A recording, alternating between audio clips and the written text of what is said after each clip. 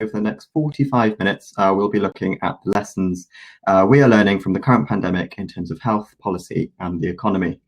So before we make a start, just a few bits of housekeeping that I would like to mention. This LiveShare session is being recorded and will be available to view online. Like always, we'll signpost to you for the link to this at the end of the event. Also, I know that you'll only be able to see that there is just one person watching the event, and you might be thinking, is it only me? Please don't worry, I can assure you that there is more than one person in the room. Yeah, so it's also worth mentioning that we would love for you to see our lovely faces in motion, but just to ensure a smooth experience, we're going to keep to our headshots for this session. And on the note of smooth experience, do make sure that you've logged in via Google Chrome, as the LiveShare platform works best using this browser. If you would also like to make the chat function at the bottom right-hand corner of your screens bigger, then do press the arrows in the top right-hand corner of the attendee list and the speaker list to minimize them both, making the chat box slightly larger. So let's have a look at today's speakers then. So we'll be joined by a number of experts from across the industry. These include Professor Tony Travers from the London School of Economics and Political Science, and Tony also sits on the Mayor's Economic Recovery Board. We'll also be joined by Susanna Wilkes, Director here at Cross River Partnership, and Joshua West, a Communications Manager here at CRP, and then also myself, CRP. I will also be joined by Ross Phillips, who is a Project Officer at Cross River Partnership, and he'll be moderating the chat facility on the right-hand side of your screens. I'll come back to that feature in just a moment. And also Rachel Aldridge will be our tech lead for the session. So during today's LiveShare session, we'd firstly like to provide you with an introduction to Cross River Partnership, detailing why it's imperative that we improve air quality. I will then move over to Joshua West of CRP, who will look more closely at the links between COVID, health and air quality, in addition to discussing how the pandemic is changing the way we travel in the capital. And last but by no means least, Professor Tony Travers from the London School of Economics and Political Sciences will be talking about the effects COVID has had and is having on our economy, and looking at how we are beginning to live or learn to live then with COVID-19. During the session, there will be the chance for you to have your say via a Q&A session after each presentation, which will be time dependent. But as I've mentioned, Ross will be monitoring the chat function to the right of your screen, so please do pop your questions in there, stating your name and where you're from. We will try our very best to answer all the questions, but if we are unable to due to time constraints, then please do contact us via email, and our emails will be displayed at the very end of the session. So without further ado then, let's make a start with today's session. And I'd now like to pass you over to Susanna Wilkes, Director of Cross River Partnership. Over to you, Susanna. Thanks very much, Thomas. Welcome, everyone. Thank you for joining us to share experiences on balancing practical health, transport and economic responses to COVID-19. As many of you know, Cross River Partnership was formed 26 years ago to build the Millennium Bridge across the River Thames. By now, we're proactively helping with delivering London's future together, with partners from government, academic, business and community sectors. We'd like to thank our major funders for making this LiveShare session possible: Central Government Units DEFRA and Innovate UK's Challenge Fund, plus the Mayor of London. CRP is delivering a wide range of projects.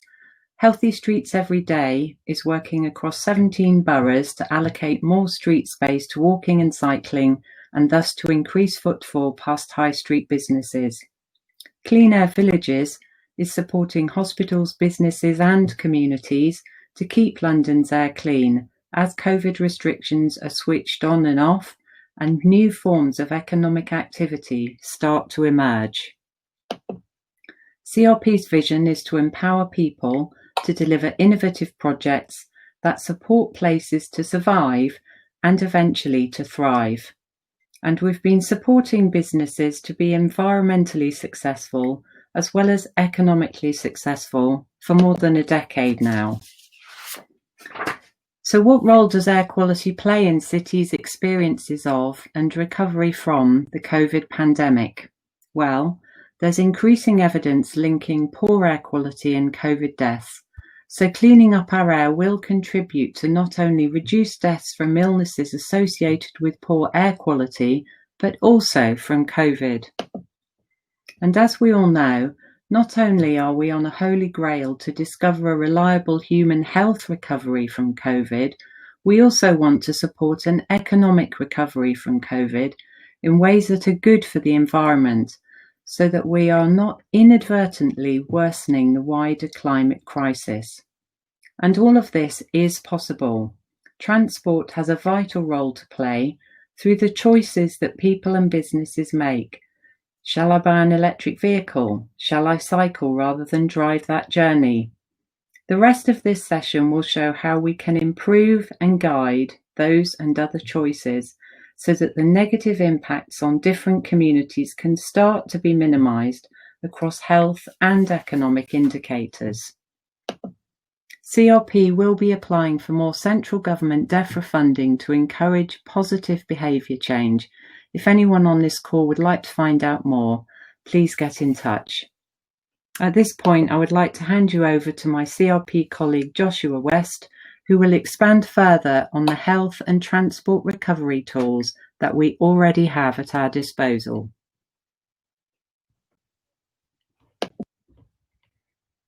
Thank you very much, Susanna, and good afternoon, everybody. I'll start by just emphasising a clear point just off back of Susanna's presentation, that air pollution increases the susceptibility to COVID-19. We're all aware now that exposure to high levels of air pollution can cause a range of health impacts, damaging lung function, triggering asthma, increasing blood pressure, and over the long term, causing chronic heart and lung conditions, leading to reduced life expectancy. This can cause or contribute to many of the underlying health conditions that put people at higher risk of having more severe symptoms, complications, and/or death from COVID-19. The scientific data on the links between air pollution and COVID transition and mortalities is still emerging, and peer-reviewed papers are few and far between at present. However, due to the urgency of situations, a lot of medical research is now being published as preprints. So I thought I would share a selection of what has been published so far, in the hope that this can contribute to lessons learned regarding the urgency to tackle poor air quality. This first study was released on the September 11th in Environmental Research Letters, and it was from researchers at the State University of New York, found that when controlling for known socioeconomic variables, that just a 1 microgram cubed increase in PM2.5 correlates with a 7% increase in COVID mortality. Based on this, the authors say that this may provide one possible explanation as to why some more polluted American states, such as Georgia and Louisiana, have experienced higher mortality rates than other areas. Another study here was a preprint released in June. Researchers from the University of Birmingham and Cambridge, so closer to home, analysed air pollution, COVID-19 cases and fatality rates in London, finding a correlation between increased levels of nitrogen dioxide and particulate matter and a higher risk of viral transmission. The report's author, Dr. Ajit Singh from the University of Birmingham, commented, short-term exposure to NO2 and PM2.5 is significantly linked to an increased risk of contracting and dying from COVID-19. So it's quite a bold statement there. Third study, just a similar one to the one before, University of Cambridge MRC toxicology unit showed that levels of multiple markers of poor air quality, including nitrogen dioxides and sulfur dioxides, are associated with increased numbers of COVID-19 related deaths across England after adjusting for population density. But just for this last one, I thought it was interesting to include the Office for National Statistics and their report. So they conducted research in August and developed a detailed statistical model controlling for factors such as levels of deprivation, ethnicity, population density, public health, and pre-existing health conditions to more accurately discern whether air pollution was the main attributing cause of COVID-19 deaths. And it's interesting to see that the findings were that overall there are a lot of assumptions. At the start of the pandemic, the infection rates were highest in cities where air pollution was also high. But as the virus spread across the country, the correlation between air pollution and exposure to COVID-19 mortality decreased. So while death rates have generally been higher in polluted areas, the researchers have highlighted that this on its own does not establish pollution as a cause of COVID deaths. And they've said also that the research suggests there's a link between air pollution and COVID-19, and highlighting that evidence is inconclusive at this stage until possibly when peer-reviewed data comes to the fore. So just in terms of how London's initial lockdown period impacted air quality, it's quite a mixed picture. So Breathe London, a multi-partner project recording air pollutants in the capital, recorded an average reduction of NO2 by 20 to 24% in central London between 17th of March and the 13th of April, with some localised areas seeing actual reductions of about over 50% on what would be heavily congested and polluted roads. And from cross comparisons with traffic congestion data, there also seems to be a correlation between reduced pollution levels and lower congestion on London's roads. However, PM10 and PM2.5 pollution actually increased in London during the full lockdown period, which has now been attributed to easterly winds carrying pollutants from Northern Europe, and then those combined with agriculture and farming emissions, joining with those from traffic, and then creating a springtime smog event. Since the launch of Street Space for London by the Mayor of London to create more space for people to travel safely by walking and cycling as opposed to shifting to polluting vehicles, the latest figures released at the start of August show a positive outlook, with cycling increasing by 10% on weekdays compared to pre-COVID levels, and weekends seeing an even greater increase of people cycling across the city. However, a study by Transport for London, published in early September, reported that cyclists and pedestrians were faced with almost double the risk of being seriously injured or killed on London's roads during lockdown, as the fall in road congestion as a result of people working from home allowed drivers to increase speeding. So it's unknown whether this may have hampered numbers of people choosing to bike or walk during the early stages of lockdown, and then maybe has had an impact later on, a knock-on impact to later lockdown stages in the year.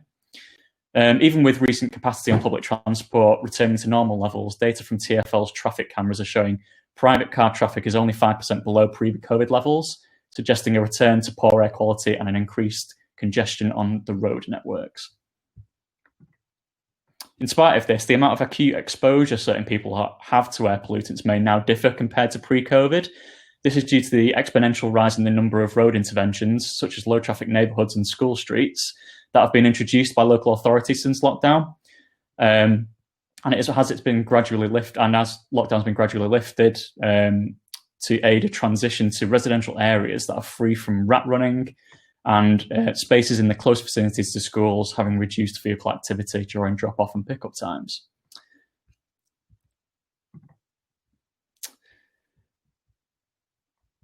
Low traffic neighbourhoods and school streets are just some of the initiatives linked with CRP's own Healthy Streets Everyday project. And across our other projects, the Healthy Streets indicators are central to our deliverables, which in turn are contributing to cleaner air and healthier residents, businesses and visitors. Our Clean Air Route Finder is helping users to find directions to their destinations via the least polluted route available, and now after a recent update can show walking times radiating from central London train stations, as well as TfL cycleways and walking times between tube stations to alleviate overcrowding and maintaining social distancing on the networks. In addition, our CRP Clean Air Villages directory is providing an ever-growing list of businesses who deliver their goods and services either by foot, bike, electric vehicle, or other non-air polluting method. So just in conclusion, there's a growing bank of evidence to suggest there is a strong link between areas of high pollution and increased COVID transition and mortalities.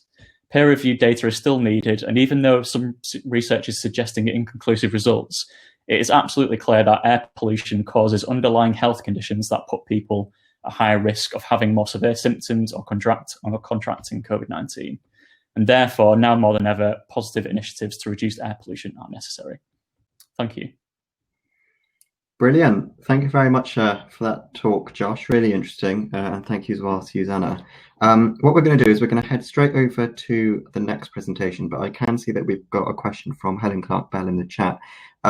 Josh or Susanna, would you be able to maybe respond to Helen in the chat just to answer their question there? So yeah, so what we'll do is just conscious of time, we'll head on over. So it is with great pleasure that I'd like to now pass you all over to Professor Tony Travers from the London School of Economics and Political Sciences. Tony will be talking more about the effects COVID has had and is having on our economy and how we're learning to live with the virus at this particular moment in time. So over to you, Tony. Okay, well, thank you very much. It's very good to join you all this afternoon. busy time for us all, beginning here in LSE of a new year, a very remarkable new year. But it's good to take some time out to be able to think for a few minutes about how London is coming to, well, learn to live with, or beginning to learn to live with COVID-19, but also some of the consequences that I think we are going to have to approach. In fact, we've already heard about some of them, and I will come onto them myself. But I think the future of how we deal with transport, particularly, we have more people using bicycles, which is good, but we could end up with fewer people using public transport and more people on the roads, which is certainly in the great scheme of things in recent years, not so good. So what I want to do then is to what we've seen so far, which will obviously, and today's event is for many of us evidence of this, we've seen within 5 or 6 months a major shift to working from home. Now, as others have observed, this is not something that just started in mid-March 2020.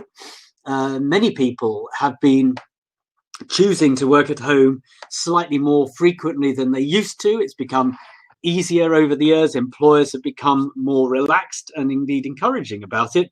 And it's interesting to remember that at the end of last year, I took part in an event with transport experts, various from London, who were beginning to wonder why the growth in tube, bus and train use had sort of leveled off in recent years.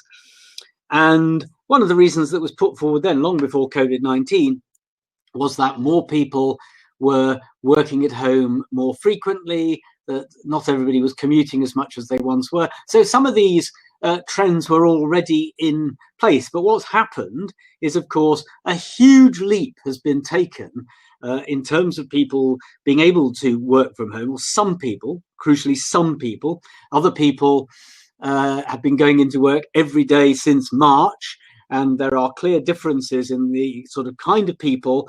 I'm one of the lucky ones who can, when I choose to, work at home. I quite like to go in now when I can, or was doing.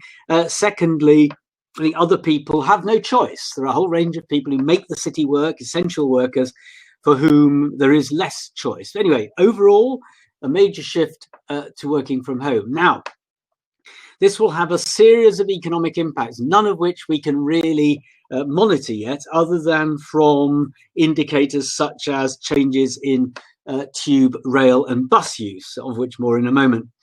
So clearly there's been a substantial reduction in central London economic activity. Anybody who's visited central London or spends their time there or lives there will know that the footfall is well down on the norm and has been now for several months. And the reversal of the instruction to go back to work where people could, or so the encouragement, I should say, it wasn't instruction quite, but the encouragement to go back to work has now been reversed again, with government ministers saying work from home if you can.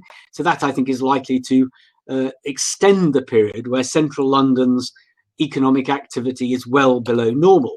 Fewer people going to the office doesn't mean that they're not working. Of course, many of them are, but the small businesses, many of them coffee shops, restaurants, bars, pubs, whatever, which rely on the huge footfall that used to exist in central London, clearly are suffering very substantially. Now, one of the things I've been doing during the lockdown within the rules was to walk neighbourhoods of inner and now more recently outer London to look at what's going on, to get acquainted with places I hadn't seen for a number of years or didn't know very well. And it's clear that some centres, on the edge of inner and outer London, or some of them in outer London, in the boroughs in the outer part of the city, where there are large numbers of offices, are suffering in a micro level what's going on in central London, not to the same extent, but places like Ealing or Stratford or Croydon or Camden, where there's quite a lot of their own sort of office and other business activity, there has been a reduction in the number of people going into work there, and that will feed through into the economy. And in areas like Camden and Islington, fewer overseas tourists as well. But it's very hard to get data for this yet, but there almost certainly will have been an increase in activity, particularly in retail-dominated centres, both in inner and outer London, places where there is not that much office activity, but where people are now shopping more in their own neighbourhood. Went to Southall the other day. All the shops are busy. It's all working really well. East Ham, ditto. Golders Green, I've been to. Ilford, I've travelled a lot. Surbiton. These are all centres which appear to be doing really quite well. And when we get some proper data, it will be interesting. By the way, to Helen Clark Bell in chat, the TfL data there are TfL data about transport, which I'm going to come on to next, which the government actually publishes every week.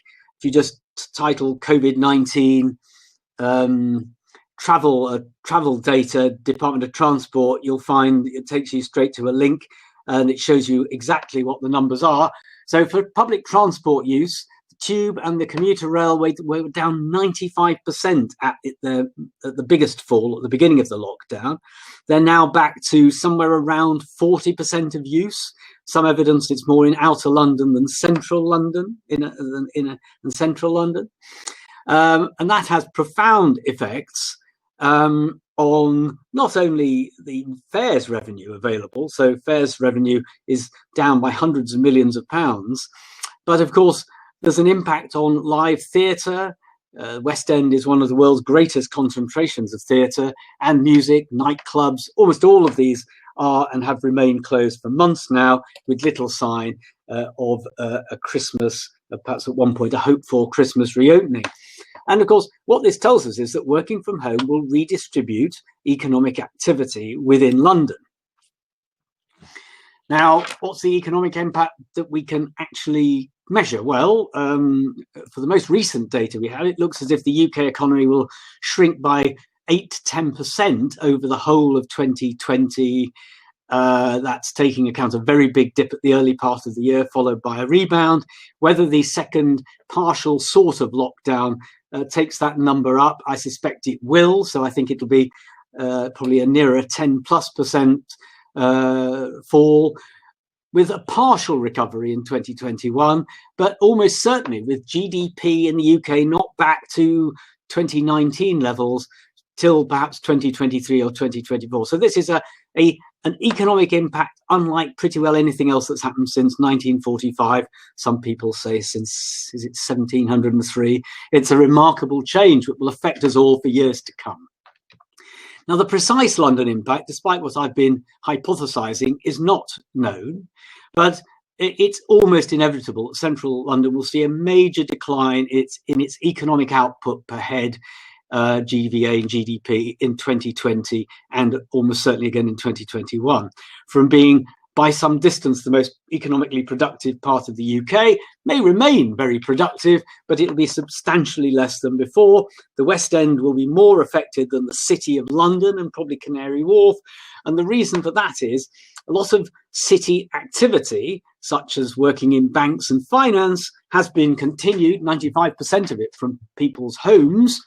But so the economic activity is still going on, but largely from outside the City of London. Whereas the West End, the economic activity is on the businesses there in many cases, and that will simply be gone. I mean, what's already lost is gone forever. The question of what can be rebuilt in both the City and the West End is for future policy, and I'll say a bit about that in a moment. As I said a moment ago, by implication, I think businesses in outer boroughs and centres, particularly where there's relatively small amounts of office accommodation, ought to be able to trade relatively well. And there's certainly some evidence anecdotally that smaller towns in the southeast and east, so in the area surrounding London, are recovering more strongly. And that, of course, takes us to an issue that I'll come back to in a moment, which is whether we're going to see some sort of shift of economic activity and people from the more densely populated inner part of London to the outer part and even beyond. So will there be a permanent change to the London economy from these, for the time being anyway, short-term impacts? Now, well, I'll come back to that. there are some significant short-term issues facing policymakers. And though I can't listen to the Chancellor if he's speaking in real time,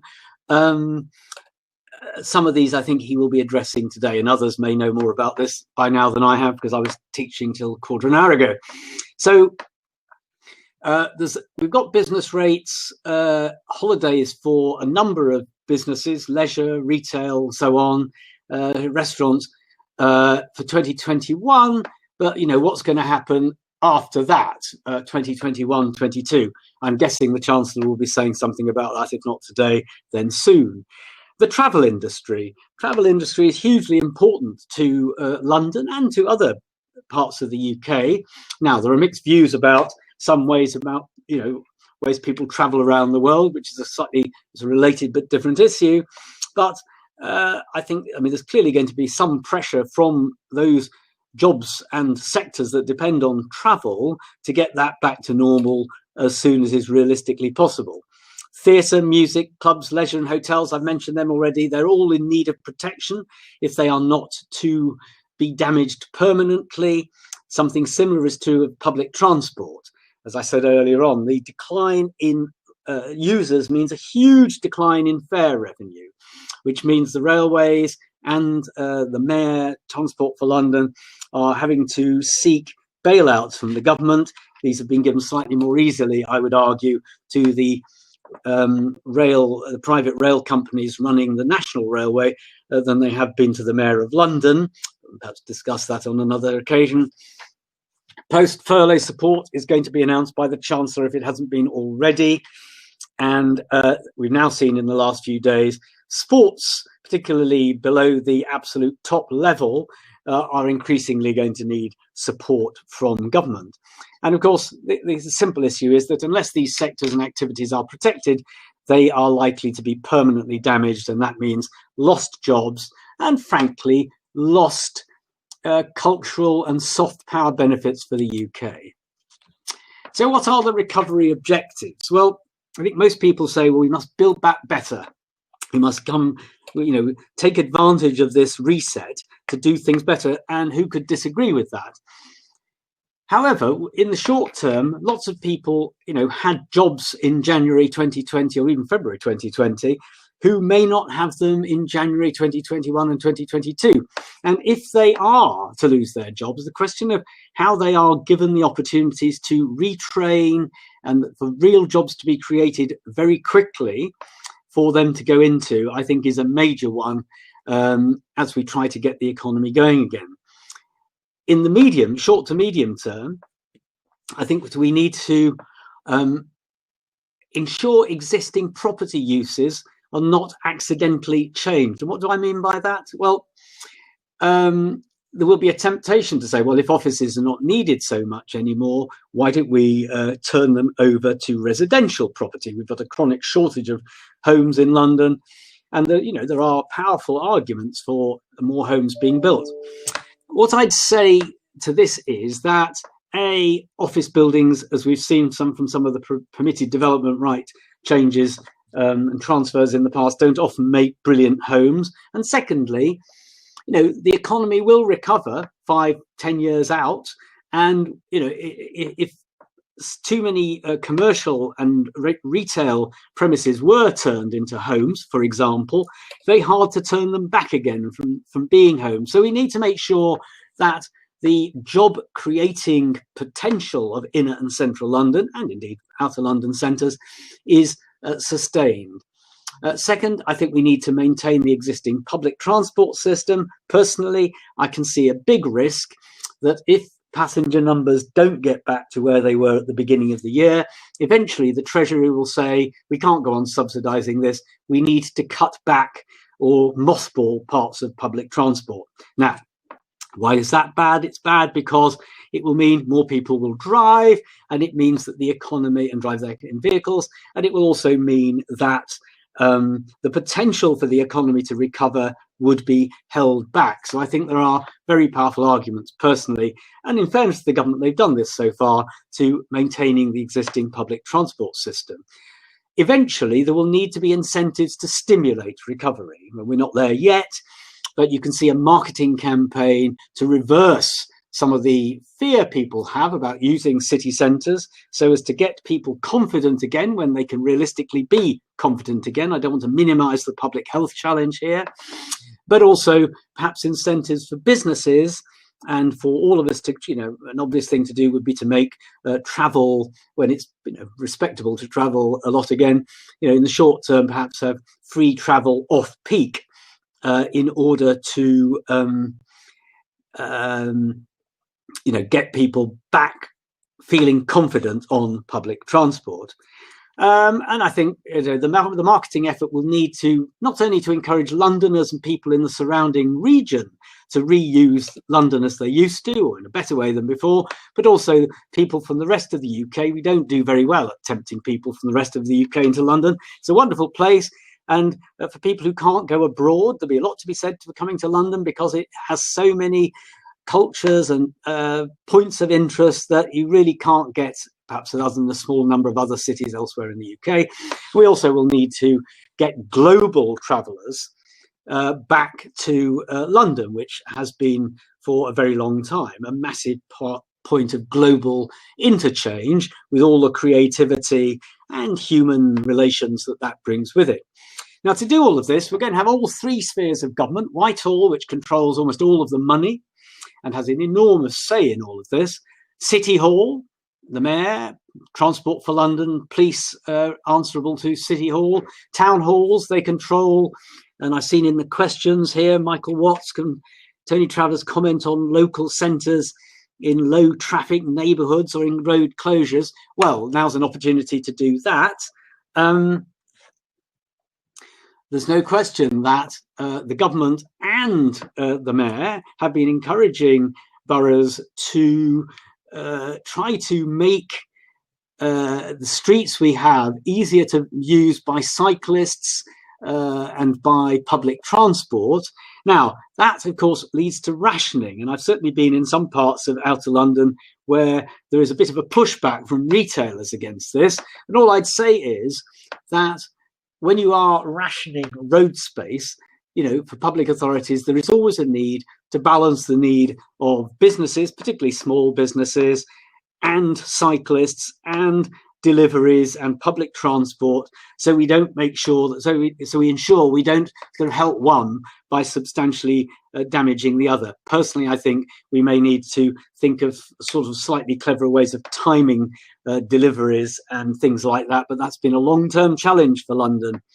And more comments there we can go on to. So what are the threats and opportunities? Well, threats are to London's productivity. We don't yet know whether having large numbers of people working from home and a smaller, less economically active city centre, at least temporarily, permanently impacts on London's very high productivity, remembering that the UK as a whole has a substantial low productivity problem compared with, say, France or many other European countries.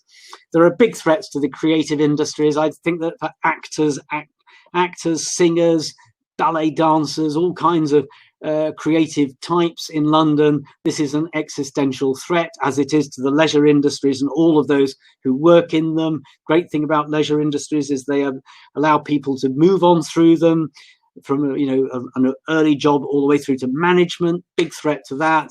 Therefore, to employment. Lots of people who are able to work from home tend to be better paid. And why do I imagine that if unemployment rises sharply, it will be in places and amongst groups who traditionally have had worse employment opportunities and higher levels of unemployment? And the other thing, as I've already implied, there is a threat to UK's what I call soft power. There's an inverted comma missing there, my fault. And what by that I mean, London, particularly central London, is a common way of understanding London, not only for all of us in Britain, but actually from people all over the world. And I know that the business improvement districts, Holborn, NWEC and others are already working on trying to, build back so that soft power is not lost, and not only lost to London, but to the UK as a whole. West End and City are a shop window for people in the north of England, just as much as they are in north or south or east or west London. Are there any opportunities? Well, there is an opportunity to plan a good recovery. You know, we can have better long-term objectives. A restart allows us to rethink. It gives us an opportunity for better coordination of policy between central and local government. And that is something that I think is earnestly to be hoped for. And I think finally, you know, given that London is often seen as a city full of people who are well off when it isn't, many Londoners have never benefited from the kind of super rich city whose image is the one that I think often dominates the airwaves, media. We need to ensure, I think, that the rest of the UK more fully understands that London is a complex mixture of people and places on different income levels, but who share many of the levelling up needs of people right across the UK. Levelling up should be about people, not about areas alone. So that's it, really. Enough from me. It says questions, and that's what it means. I think that was just 20 minutes. Thank you very much. Brilliant. Many thanks, Tony, for such a great and informative presentation there. What we'll do is we'll open a bit of a discussion then, because I can see there are a few comments in the question box. I know that you've addressed a few of them already. So I can see that Naveed Ahmed has put in the chat box that there are over 2 times more tube stations outside London than in South London. So what is the likelihood that the government will agree to South London rail services being handed to TfL to manage to stimulate high density housing growth and support the economy? Do you have any thoughts on that or comment? It is a fascinating, it's a great question, and it's a fascinating curiosity of history. And I think it has something to do with the different geology of South London, that it was possible to build tubes in tunnels much more in North London than in South London. I think the technology would now allow it in South London. Therefore, South London has got commuter rail services, as I call them, sort of overground, or not overground railway systems, predominantly, and with much lower frequencies. And one of the things I had noted while I've been on my travels around the city in recent months is that, you know, many outer London stations have 2, 3, 4, 5 trains an hour, when you can be on an underground line quite a long way out in North London and have 12 to 20 trains an hour. So it is a big difference. I mean, successive mayors from Ken Livingstone onwards, including Boris Johnson, have wanted to metroise the South London commuter services. And I've always thought that's a good idea, to try to, over time, to bring the the branding, the management, and the high quality of TfL oversight to South London. I fear, however, that the lack of money that's now visible right across the railways, nobody's fault, is going to put this back. But it's a noble endeavour which we should all heartily support. At least they're all now in the Oyster card, travel card system, concession system, and that does make getting around on a single fare vastly better than it used to be. But it's definitely a policy to continue to press for, Naveed. Absolutely. Thank you for that, Tony. Just maybe another question then, a comment then from Helen Clark-Bell.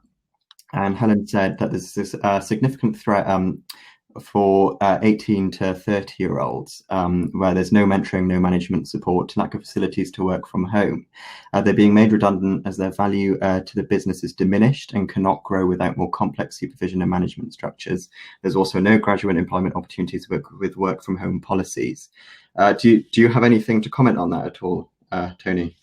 Well, it's a brilliant observation on a real issue. And one of the things that, you know, many people in this call, and there's been some discussion in the chat already about data.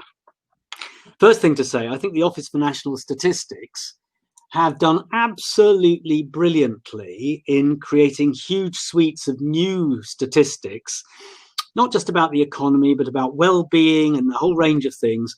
They've done really, really, really well. So, that deserves a big tick. But the difficulty we have is that we have so limited data, so I'm not criticizing ONS, it's hard enough to do what they've done, about the details of how issues like working from home, the impact of people staying at home more, being cut off from their colleagues, different forms of socialization have on their employment possibilities, but also, obviously on people's mental health.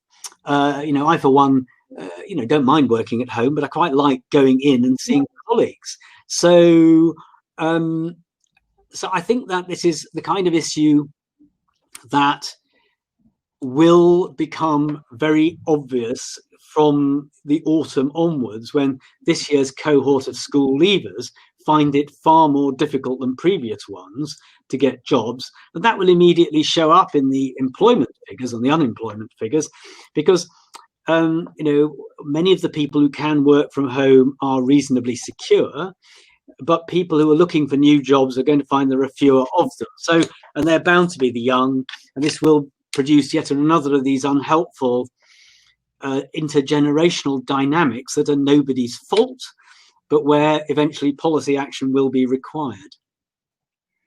Absolutely. Thank you for that, Tony. What we'll do is we've got, I think we've got time for probably one more question, actually. So I can see that Michael Watt has asked you a question, Tony. Any thoughts on the government's chance of delivering a green recovery? Well, they, in fairness to the government, they talk significantly about wanting to continue with environmentally sustainable, in benign environmental sustainability policies. But I think in fairness to government, and indeed to the opposition parties, there's a lot of things to think about at once at the moment. I heard somebody on the radio this morning, saying, and I thought this myself, we only ever used to talk about Brexit. Now we only ever talk about COVID. So Brexit rather gets left out. And my slight fear is that despite goodwill throughout most of politics, there is a risk that environmental policies will end up taking third or fourth place. Now, not purposefully, but by accident. So, in fact, the previous speaker made this point. Road use is now back to over 100% in some weeks of what it was in January, whereas public transport use, buses and tubes together, is at best around 50%. So we've already seen a relative shift away from public transport to the private car. Not an absolute shift, but a relative one. And my fear is if we do see some people kind of moving to try to get bigger homes in outer London or beyond the London boundary, that will of course be people who own property, nobody else will be able to do that. And some movement of jobs away from the city centre, that'll just mean more people drive to work. If your office is currently in Covent Garden and you move to a part-time office in Watford, and somebody else's job used to be in Earl's Court and it now goes to Heathrow, then if those two people used to come one to the other on the Piccadilly line, in future they'll go on the M25. I don't think any of us think that's a good idea. So I do think, as with a number of issues provoked by COVID-19, government has the power and legitimacy to stop things happening and to make things happen. And this is a good example of one where we need to encourage policymakers at all levels to think about the world they want to come out of all of this and to deliver it, not, and I'm afraid there is a bit of what I'm about to say going on at the moment, but I don't blame people, just sitting and seeing what happens, sitting around and waiting to see what happens. We need to decide the world we want, then deliver it using good policy. Absolutely. Thank you, Tony. I see there is just one more question and we've got a minute left. Yeah. So what we'll go ahead and do is, if you could maybe provide a brief answer to that question here from Nicole Gordon. So with some middle market multiples reducing property portfolios in central London, will we see rent values decrease in prime locations, creating opportunities for new entrepreneurial businesses in the medium long term and adding more diversity of uses to central London high streets? Well, another cool question. I think this is absolutely on the money. I mean, in a metaphorical sense rather than the financial sense. Let me explain this, because two things. What we've seen with working from home, this is not my brilliant idea, somebody else thought this one up, but working from home has led effectively to a huge growth in office space in London, bigger than at any time in modern history. So there are opportunities. If fewer people work in central London, perhaps some retailers that are now here won't be here, then there will be opportunities for businesses that couldn't work in central London before, set up in central London, to do so. And that is, rather as, and it's a bad parallel really, but after we've seen TV programs about dismal forest fires, and then the TV crews go back 2 months later and discover it's a profusion of beautiful new greenery and charming animals. And so I do think that there will be problems and difficulties, but there are opportunities, and this, I think, provides a role for the boroughs and for City Hall to provide us a sort of matchmaking service between those who have property which is empty and people who have never been able to try out a restaurant or run a shop, but to try it out for a few months with a low rent. And there are private companies actually that already exist in this sort of market. So I think there's a big matchmaking opportunity, and I completely agree with Nicole that we should be working very hard to do that, because it would actually also help young people if they want to set up new businesses. Brilliant. Thank you very much, Tony. So I think we've run slightly over time. So what we'll do is we'll start to wrap up there. But thank you very much, Tony, for a great presentation. Thank you too. Thank you all. Lovely to indirectly see you. Not you really, but you know what I mean. Brilliant then. So just before we finish up, I'd just like to point you in the direction of our next LiveShare session. This will be next Thursday, October the 8th, at our usual time of 2 p.m. The topic of the session will be operating sustainably, a north-south perspective on UK transport and COVID-19. The Eventbrite for this is now live, and Ross will be able to post this into the chat just in a moment. So please do sign up to that if you can. And brilliantly, so to finish off then, also remember to sign up to our newsletter and follow us on Twitter and LinkedIn to receive all our latest updates here at Crossrail Partnership and upcoming LiveShare sessions. This LiveShare, past LiveShares, and all of our future LiveShares will be posted on our YouTube page for you to view whenever you want and to share with whoever you want. Any questions you have, as always, please not hesitate to get in contact with any one of us. Our contact details are on your screens now. And well, I'd just like to thank all of our speakers today for some really thought-provoking presentations. In particular, thank you to our guest speaker, Professor Tony Travers, for taking the time to speak at our session today. Yeah, a brilliant talk there. And then finally, a big thank you to everyone for tuning in and joining us this afternoon. I hope you all enjoyed and found the session useful. So remember to stay safe and see you all again very soon. Goodbye.